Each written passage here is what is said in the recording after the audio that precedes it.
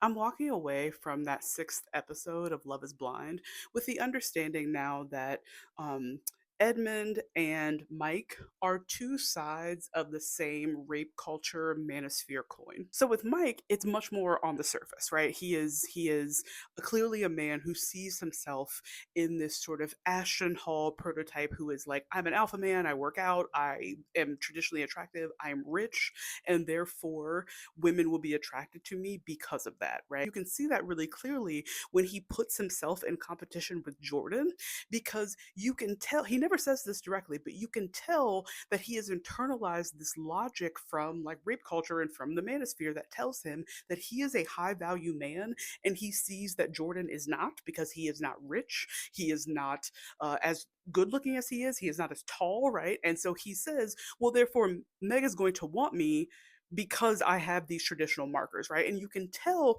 that when Meg chooses to break up with him, it like has totally disrupted this mental model that he has, likely from both online culture and that deeply nefarious men's group that he is a part of. I'm terrified to learn more. And so, though Mike doesn't fit the traditional model of what we might think of as an incel, right? He is still embodying and internalizing and enacting those same logics that tell him that women have no value outside of like what they do for you. Alternatively, Edmund does fit the sort of traditional model of what we might think of as an incel, right? But like he comes off as like very friendly, right? He wears really bright clothes. He clearly has a defined sense of style.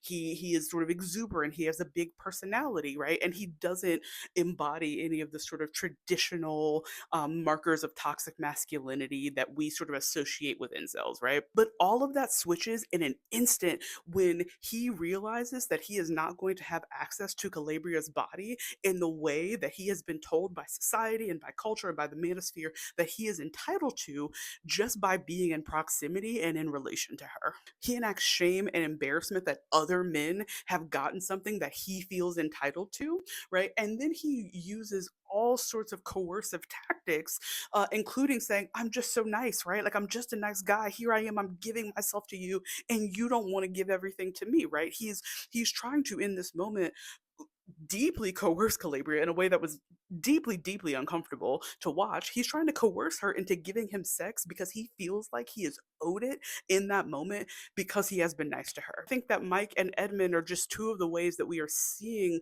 that coercive heterosexuality get played out, right? Like in the ways that like straight people are sort of rigidly expected to enact these gender roles.